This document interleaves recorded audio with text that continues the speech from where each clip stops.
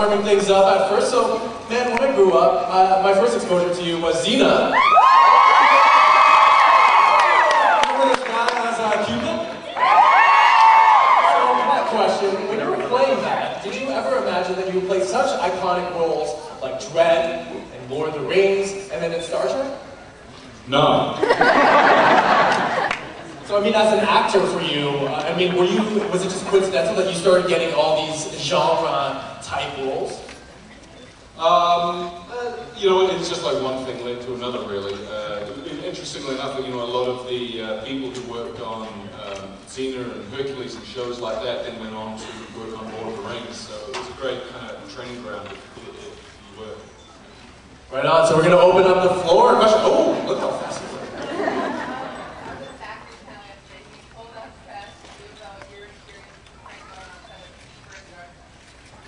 Frank, you want to hear about it? Yeah! Okay. I'll just preface, can you see down there? I'll just preface this story by saying I was extremely jet lagged at the time. So we've been shooting at this facility called NIF, which is some nuclear ignition facility in San Francisco, where they shoot laser beams into a particular spot and do all sorts of amazing scientific things, which I have no idea. The place looked amazing. Anyway, they've been shooting there for a week, and so I turned up to set, and you know, we have drinks the night before, and the guys are like, oh, we have to do that public service announcement tomorrow. And I'm like, oh, what's that? Said, oh, you know, just because we're shooting it at NIF, you know, and we have to do that, and oh, we have to wear this cream as well because there's a low dose of neutron radiation that's emitted from the plant. I'm like, really? Like, yeah, it's harmless. Okay. So I went to work the next day, and I started talking to my makeup artist, Jeannie. She's 60 years old. She lied to me. So I was a bit iffy about this. I said, what's the story with this neutron radiation? And she goes, oh, yes, no, we all, you know, all the crew, you know, everybody has to take the pills. Okay, fine. So I get called to set, and I wasn't wearing the cream. And I was a little bit nervous about it, but I thought, well, it's a block through. And what we do when we shoot something is we do a block through to work out how we're going to shoot the scene, what we're going to do in the scene, and then they like it, we come back. Well, block throughs normally take 15 minutes max. This was like the longest block through in the history. It's like we were in there for an hour, and I started to feel ill. I could have sworn I was getting radiation poisoning. And it was really pissing me off. So, anyway, I came back, and then they put all these, like, dots over my face, this neutron cream. They had a little tub of neutron cream written on it. They did a very good job. And so I walked back on set, and I'm with John Schultz. You know, he's working this for the first time at this location as well. He's got dots all over his face. They went and had me talk to the international press. They were in on it. So we're working there through the day, and all of a sudden the DP, Tommy Gormley, goes, all right, ladies and gentlemen, come on, let's shake it out, let's shake those neutrons out. And so suddenly the whole crew starts doing this. You know, shaking, and so, oh, you start doing that too, and it's like, oh, apparently you have to shake the neutrons out, it really helps.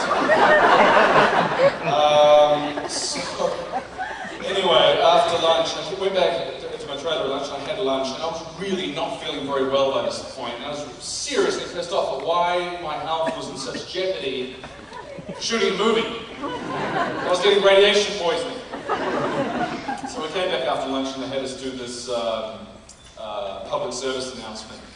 And they had these big sort of billboard cards for John Cho and I to read out.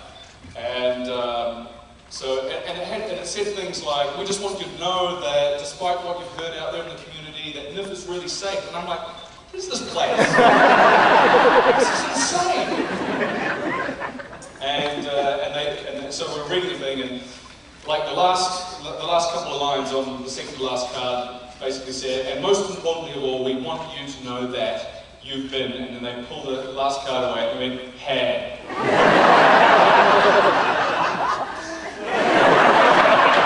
Nice one. So everyone thought it was hilarious. JJ was laughing, the whole cast was laughing, rolling around, and apparently how the whole thing started was obviously Simon Pegg turned to Chris Pine in the makeup chair on the first day and said, "Oh, you know, you got your neutron cream." Radiation, you know, so, and he had Pine going for like 10 minutes, and he thought it was hilarious. Well, let's get the next person. So then, you know, progressively through the week, it got more and more elaborate. And the Benedict Cumberbatch came on for his day. They made him sign a disclaimer, which he didn't read. So he had read it. It said, after a whole bunch of legal gobbledygook, that there is no radiation emitted from this facility, and I'm a complete idiot for signing this. He just signed it, and I thought, oh, he didn't even read it. So then at lunchtime, JJ called everybody together and said, look, there's been a few violations, people not wearing their cream and taking the pills. And he started reading out this document, because actually, we should get Benedict, you've got a very sonorous voice, you read this out. So he read out the document he signed, and when he got to that bit of, and I'm a complete idiot, But I just want to say, even though I got Pine first. The night before, we went out for drinks at the hotel that we were in, and came time to get the bill, and we were all staying on the same floor, it was like a third story. And I was like, I'll get that. And so the bill came along, and so I just put like a room number. Not my room number. On the check, 326. And everyone's like, oh, thanks, mate, thanks for those drinks. Cheers to no worries, no worries. And I'm sitting there for a while, you know, oh, so what room are you in? Oh, 317. Oh, yeah, Zach, yeah, 320. Chris, what room are you in? 326. Cheers, mate. He's good for it. Simon Pegg will keep. I'm going to get him. I will get him back. I have a long memory. I'll tell you a little story about a friend of mine, Viggo Mortensen.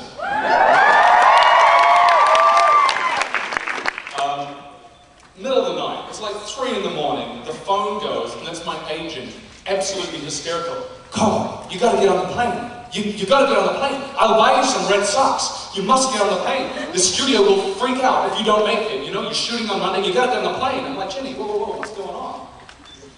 She said, what do you mean? She said, what do you mean? I said, well, what are you talking about? She goes, the red socks. I'll buy you more red socks. I'm like, what the hell are you doing? Silence. Viggo. Viggo, who called her up in the middle of the night, said, pretending to be me, going, Jenny, I'm not getting on the plane. I can't find a lucky red socks.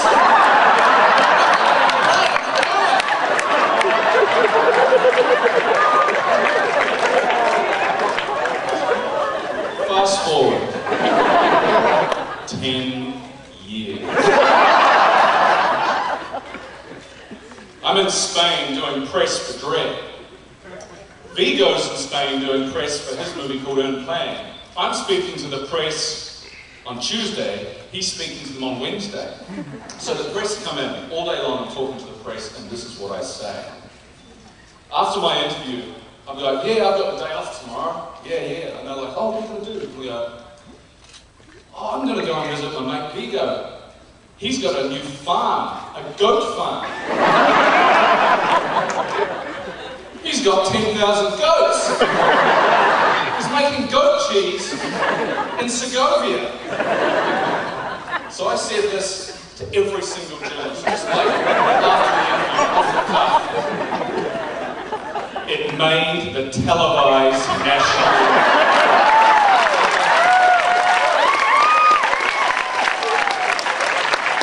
Viggo Mortensen buys goat farm in Segovia. So the next day he goes into his press, no one wanted to talk about his film. They all wanted to know about the goat farm. was so pissed. At the end of it, he stopped denying it, saying, yes, I do have a goat farm.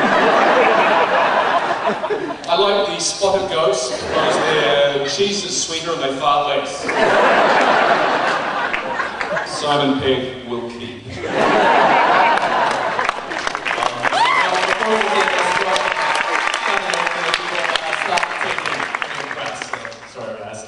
So next question. This guy has been holding up his arm for so long. Yeah. Hi, Carl. Thank you for releasing that horrible Stallone Dredd. This year's absolutely awesome. And hopefully a sequel, but we never actually got the line out of you of I am the law. Yes, we did. You did? Really? The movie you did? I guess I must have been sleeping through half that part.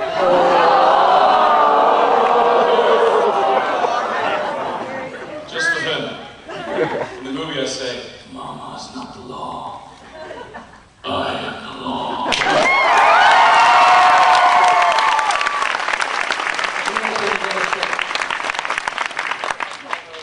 off, I wanted to say thank you because last summer my mom passed away and cancer. And I'm sorry to hear that. in the hospital, we bonded a lot over Star Trek TOS and the reboot, and I want to thank you and the castings. But my question is, how much do you take away from the characters you play? I mean, you play such intense characters very often. Do you take a lot of that back with you after you've done the job? Yeah, there are certain elements that I take away. Steel. Like the Starfleet insignia, the Nick Cat in the first movie. Starfleet brand, I took that as well. But how much do I take away? Well, I mean, here's the thing. I mean, you know, as far as you know, Bones goes, it's a character that's very close to my heart. You know, I grew up watching Star Trek and being a fan of it. You know, Star Trek, Star Wars, all of that sort of stuff. And but Star Trek particularly, I have fond memories of watching it with my dad. And so it was very important to me. And you know, when I heard that they were rebooting it, I really wanted to be a part of it. And because I had just watched the complete box set with my son, and so yeah, it was something that I didn't have to go and after that, before the sort of the audition, I didn't have to go and have a look at what DeForest did, because I just felt that I knew it. I knew the character, I knew the archetypes, I knew the relationships, what they meant, and I think basically myself and Simon Pegg are the only members of the cast that really kind of knew about the old series. And I guess my approach to the character was, it was important to me as a fan that if I was going into the movie theatre, that I see some semblance of what the late great DeForest Kelley had done. I would feel gypped if I went in there and I didn't see a recognisable Bones. And so for me that was the challenge, was how to kind of incorporate sort of some of the wonderful elements that that DeForest injected into that character, and then at the same time make it my own and my interpretation of what a younger version of that character is. Yeah, so that was the challenge, and it was freaky at times because you didn't always necessarily know. Well, I didn't always necessarily know the first time around where that line was between doing sort of, I guess, incorporating the essence of it and then going too far and doing an imitation, because I did not want to do that. But I think it turned out pretty well.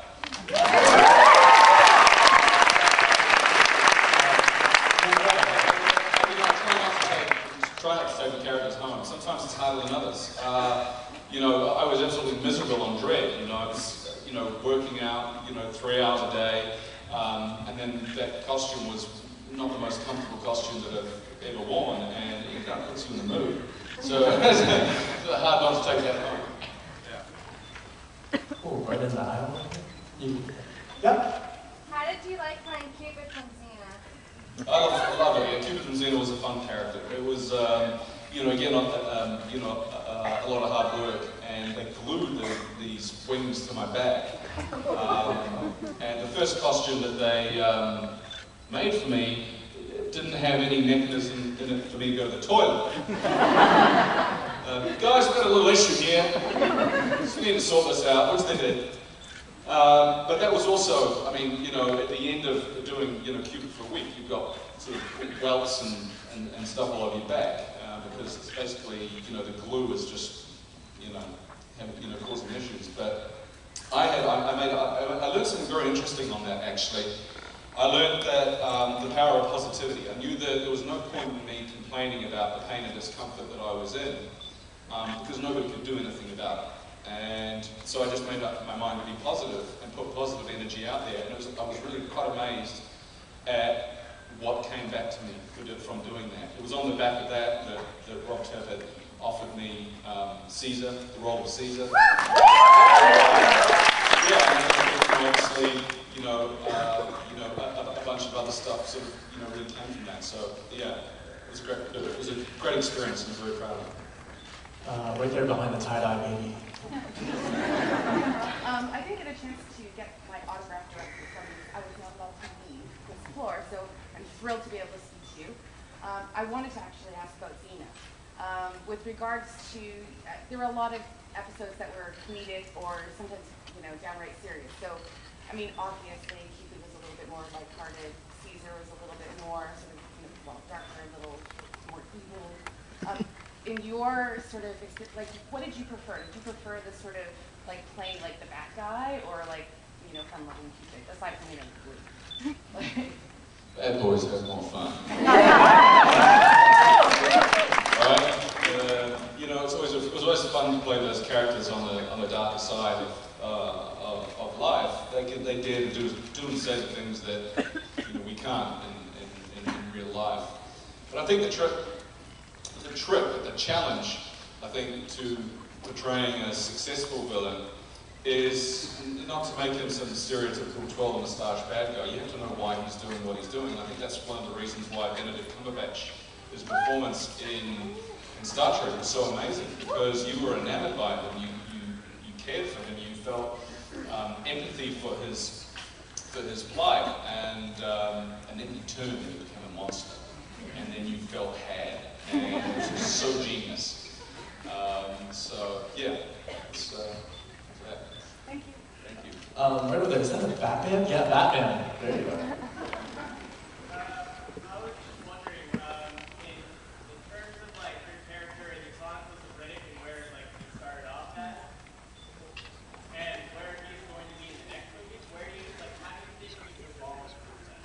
Ben Affleck, ladies and gentlemen.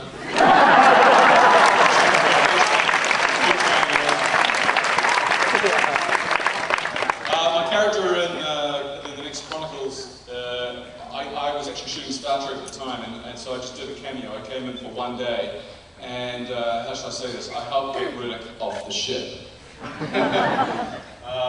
And set him on course to his new adventure.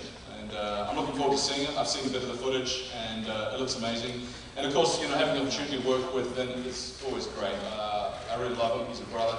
And David too, he's a fantastic director, very, very specific. And we had a great time. It was really wonderful just getting back together after all those years, and getting to hang with them for a day in their playground.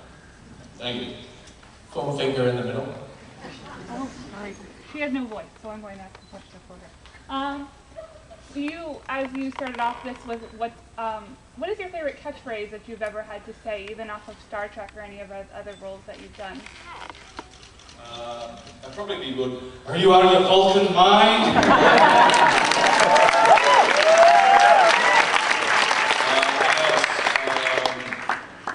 I like how you want it, kids. Hotshot.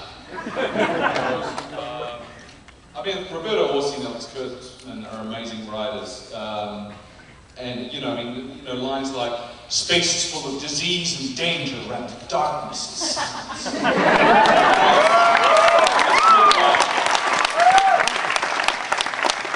In the back.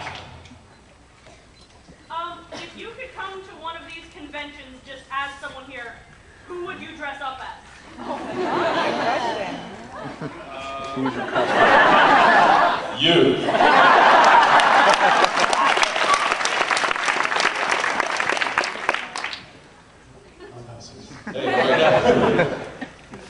Yep, you were in the red. No, not you. You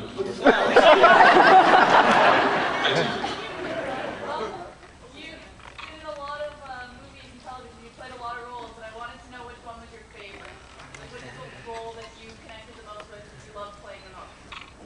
that's really hard. I have been asked that question a few times, and it's, you know, it'd be like asking a parent which is their favourite child. And it's so difficult because you invest so much time, energy, and love into these characters. And I can say, you know, roles that I'm particularly proud of, obviously, is you know, Bones in Star Trek, Dredd. There's a lot of hard work that went into that. I had a great time working with Matt Damon on the Born Supremacy. That was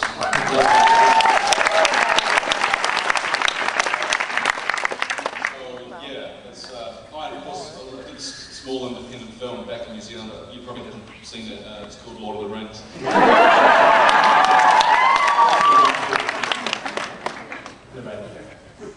Touching back on the whole Ben Affleck thing, when I moved this place announced, you were kind of one of the guys in it that immediately went for it to take that role.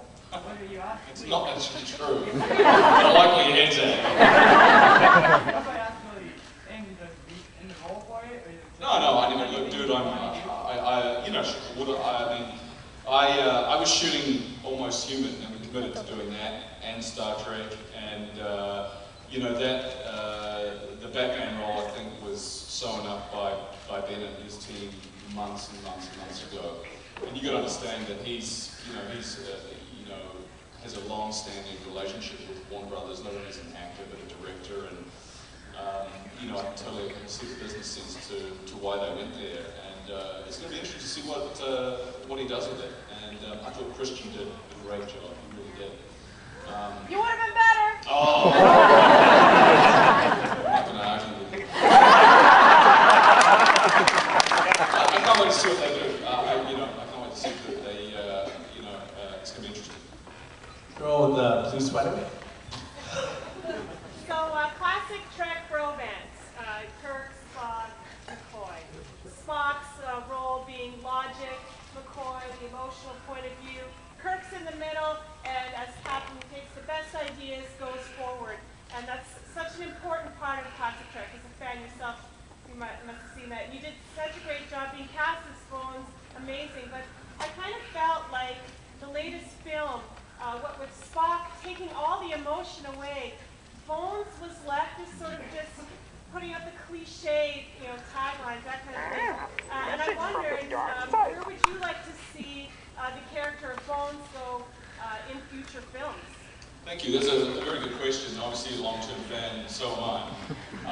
Obviously, JJ's iteration of it is different than what's come before. It's a different universe, and I guess the weight and balance of that triumvirate is we're only just really starting to see a glimpse of that. I mean, I think we had one scene where, we had a proper triumvirate scene with Kirk, Bones, and Spock on the bridge. And I certainly, would hope that from this point, since they're at the beginning of their 5-year mission, that we start to see kind of more of that. Because you're right, that was the very heart and soul of the original show. But I love what JJ has done. I think that he's made it more accessible to new fans, and I think that's really important for the continuing longevity of Star Trek. And and I certainly know that the writers, Robert Orsi and Alex Kurtzman, are Star Trek fans themselves. So from this point going forward, I'm really excited to see what they do, and I certainly, there's my hope that that specifically for the character of Bones, that I get to see, or that we get to see him, take on, I guess, more of a role that he portrayed traditionally as like a conciliary to Kirk, and a friend, and not just an inferred friendship. I certainly would like to see that.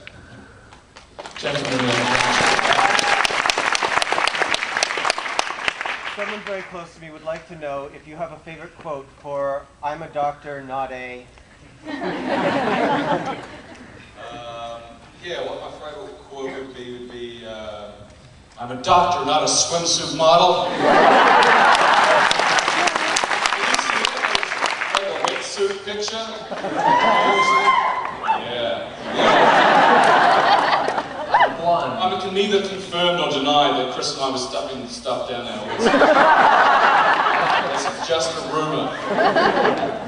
Blonde girl, right there. I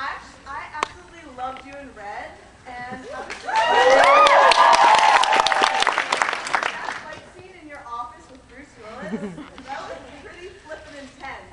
I was wondering how long it took to actually like perfect it for the movie.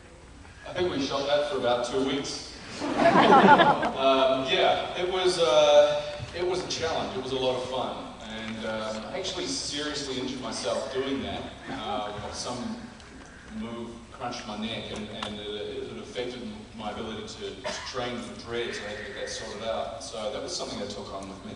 Had a lot of fun. You know, I had a lot of fun working on Dredd. I mean, John Malkovich, what an amazing cast. I'll tell you something. There's a funny story about Malkovich coming through customs in the States, because he's so versatile. He designs clothes and does operas and stuff. But anyway, he's got this clothesline. He was coming through customs, and the customs officer said, "What are these worth?" And Malcolm said, "Well, that's an existential question." Because, you know, I designed these clothes, I like them, they have a value to me. But if nobody buys them, they're not worth shit. Customs officer confiscates the entire thing. So he didn't know what existential means. Girl with the red hair, with it's a brony shirt. Okay. After rebooting both Star Trek and Dredd, what character would you like to reboot if you could pick any? Oh, wow. Oh, that's a great question. Wow. I don't know. I don't know. I never really know what I want to do until the script lands on my desk. And then I sort of, you know, start reading it and form an attachment to the character, the situation, the story. So I feel pretty blessed to, you know, obviously, to have the opportunity to play Bones and to have done Dredd. I think, you know, for me to want for anything else, I'm kind of greedy. You know, there's some pretty iconic characters right there. And Ayla was a little film I did back in the day. So I just really don't know. Thank you. Young lady, the Trekker in the blue dress. I'd just like to say Hey. Science department, please. I'd just like to say thank you both for playing Airware and Bones, two of my favorite characters. You did a fantastic job. Also, what's your favorite episode of Star Trek original series? Oh, thank you. Good question. I really liked the Corbin maneuver. I liked this was early on in the series, and it's just great character dynamics there. And what else did I like? Balance of Terror. I like that. And I like the one where they went, I don't know the name of it, but they went back in time to get McCoy because he went through some... Yes, City on the Edge forever. But yeah, I mean, I could watch the original series in a marathon all weekend long. Do you want to watch with me? Yeah, you stick with the foam finger on top. Kudos on that.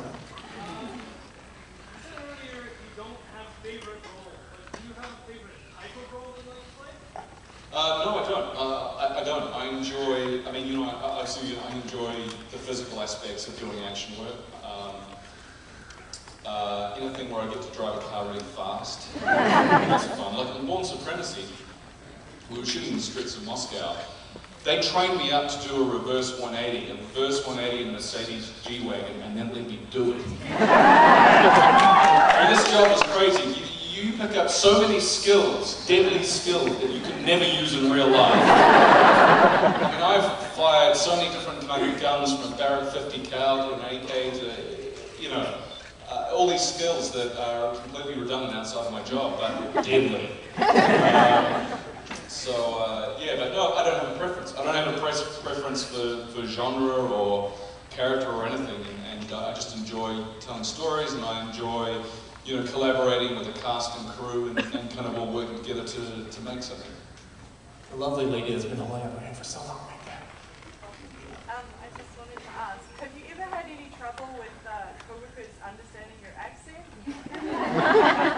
No, not generally. I mean, yeah, sometimes they speak very fast and I can understand what you're saying, but it's alright. No. I speak English. I learned it from a book.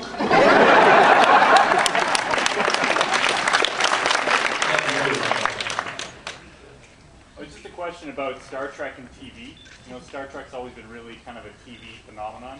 And over the past few years, we haven't really had a Star Trek television show, and it's really taken off on the big screen. What do you think Star Trek really needs to succeed on the small screen now? More Star Trek movies. Oh, I don't know, it's a great question. I mean, I think, you know, it'd be great. And I'm sure the day will come where, you know, we'll have another Star Trek series on television. You know, I watched obviously the original series and reruns, and then was a huge fan of Next Gen and Voyager. That's kind of where I start, purely because other things became of interest to me. Dirty minds. But yeah, it would be great to see.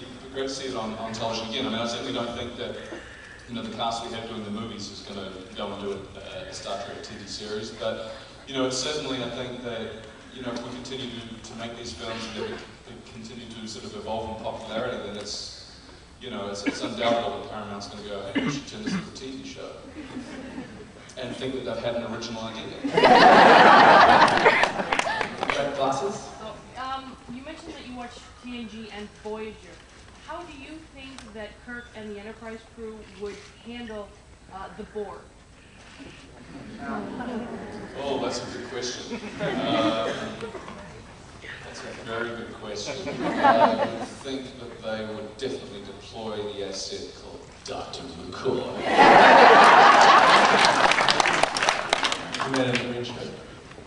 Working on Red, like working with all those older actors, who did you enjoy working with the most, and like, was there a scene that you like just loved in that movie? I enjoyed working with them all. They were all really wonderful, you know, generous people, and you know, I enjoyed. I guess, you know, working with Ernest Borgnine was pretty amazing. Hollywood.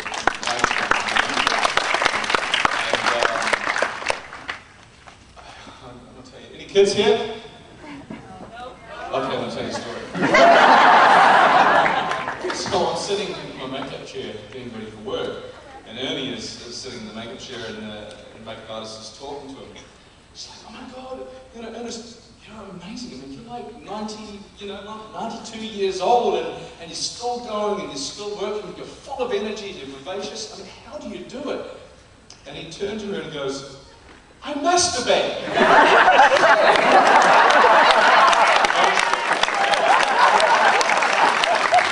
Look at their face. Phone finger over there. Any kids? Masticate is chewing. What's it? Go ahead, right there on the stick, the phone finger.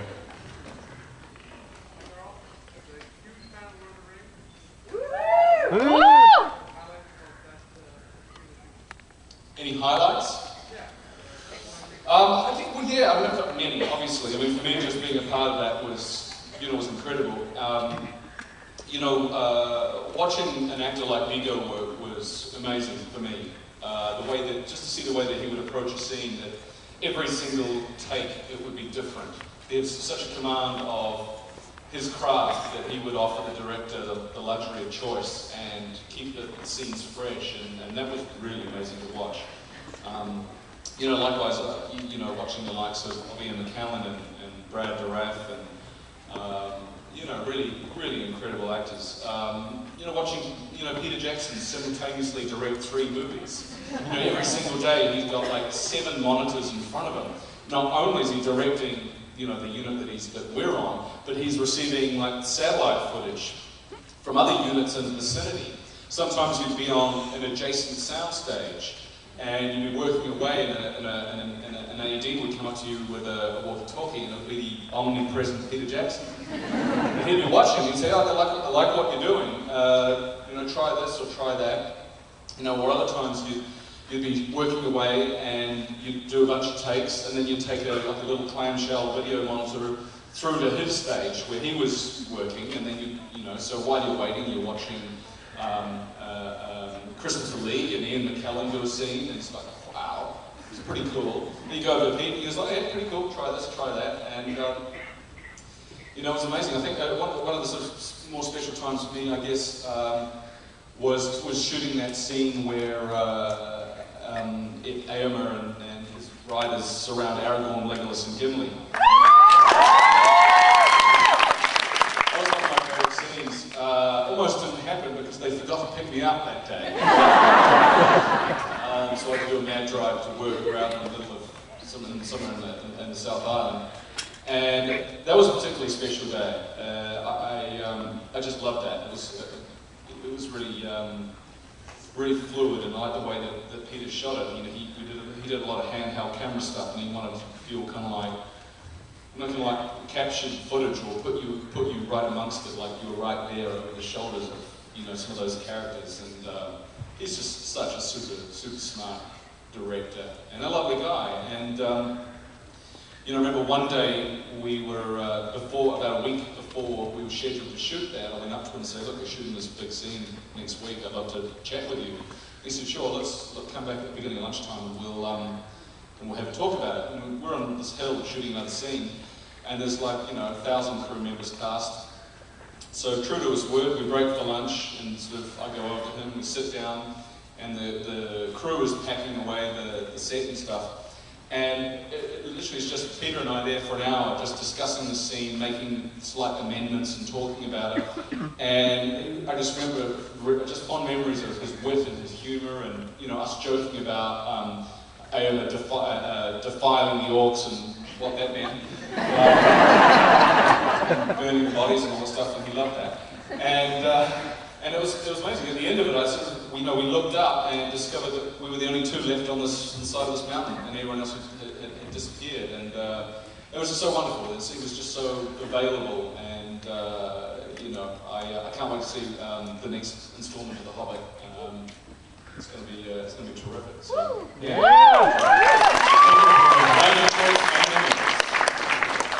Right behind the blue hair cosplay.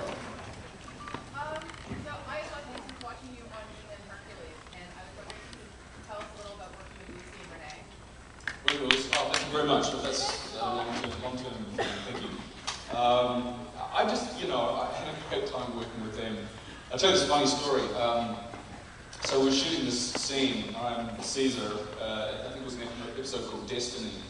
And she captures me. She's a pirate. And it was the scene where we're in her bedroom on this boat.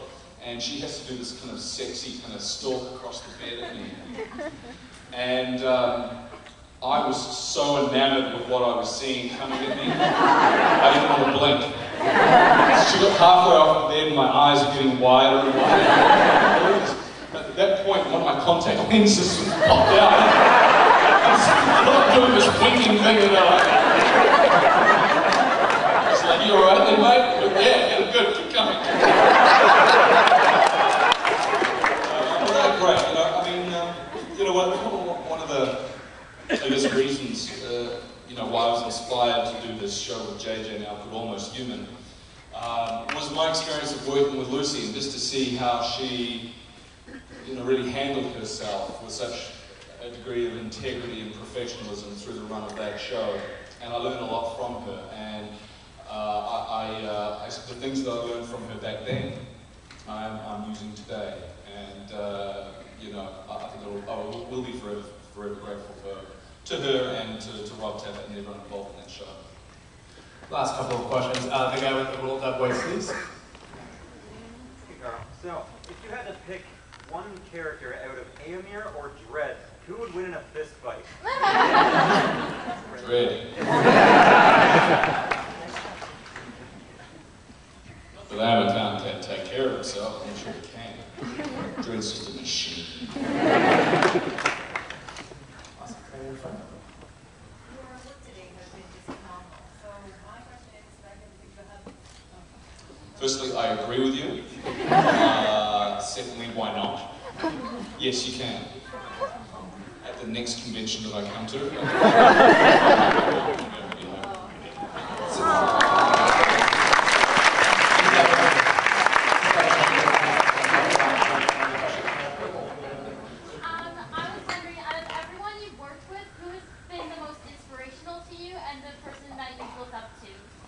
Viggo Mortensen. Viggo. Just, I mean, I can't tell you enough about this man. Has such integrity, such altruism. He is, out of everybody I've known in my life, the only person genuinely, with all his heart, puts other people first. And you know, he's been in situations where, you know, people have literally offered him millions of dollars to turn his back on his friends, and he's told them to shut up. That's the type of guy he is. And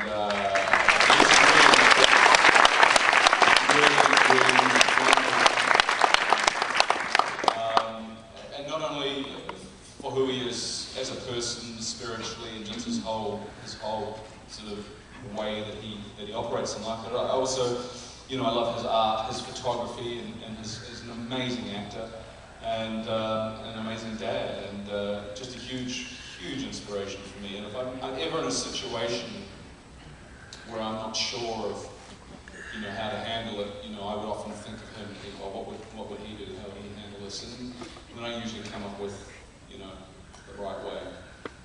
Failing that, I just fight my way out. Carl, I just gotta say, my bro crush has grown. You told us. Ladies and gentlemen. So, yeah, this fall, you can catch Almost Human here in the States on Fox or on Global. Everyone give a hand for Karl Urban.